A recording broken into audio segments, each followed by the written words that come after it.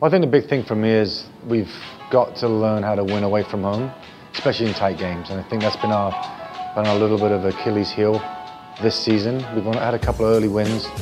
We've not managed it, especially if we go behind in any game. Actually, we've not come back and won yet. So that's something we've got to improve on in the next few games, because we're playing some really good teams coming up with our push for the playoffs. And I think you're going to have that in your arsenal, that you've got to be able to come back in games no matter what happens and get a result. So I think that's what we've been kind of lacking a little bit. And I wouldn't say it's lack of talent, it's more of lack of confidence. When a team scores on us, we tend to think it's the end of the game already. It's only looking from afar, and obviously our players are trying their best and doing their best to get back in the game. We can usually get to a tie, but we can't go on then and win, which is always the next hurdle for any good team to do. So, but you know, if you look at August, I think the results, we had 4 away games. I think we tied 2, lost 2. And we won one home game, St. Louis, great result. We just needed to maybe break that up and not have so many games away in August, but that's the way the schedule goes. But having said that, we have 5 games left, 4 at home and 1 away. So if our record sort of keeps going as it is, we have a good chance still of making the playoffs. It's going to be hard, but if we win 4 out of those 5 games, we have a chance of still making the playoffs. Yeah, well, added the goalkeeper, and I felt was an experienced player that could come in at any time.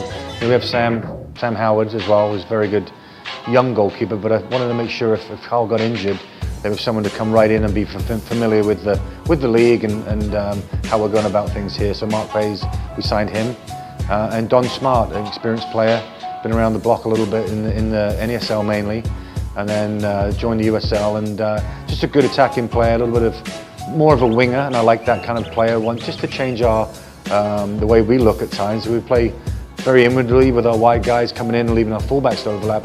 You know, I think that Adam and myself wanted someone that can stretch offences on his own, 1v1, and get crosses in and kind of do that thing. So they're only here for sort of 6, 8, 10 weeks, but it's a chance to look at them for next season as well. So they get an opportunity to do that.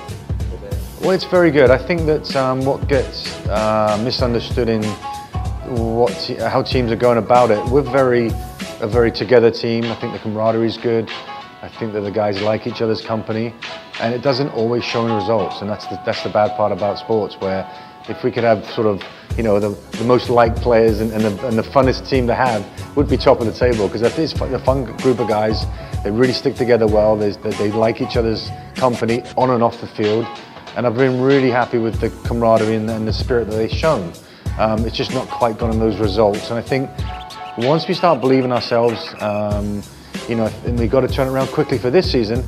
But what I'd like to say is next season I'm going to keep the core guys that we have, obviously add some new blood and some new players to that mix, and I feel really good about, you know, the next sort of 5 games and hopefully in the playoffs, but really looking forward to next season too, where we can really kick on with this group and add some different players and then really enhance what we already have.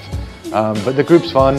It's good to be around. I've really enjoyed being around the field. Haven't got my training gear on, but I'm wearing a suit well, not a suit, but you know, golf shirt and trousers these days. And but it's very nice to be around the players and enjoy their company.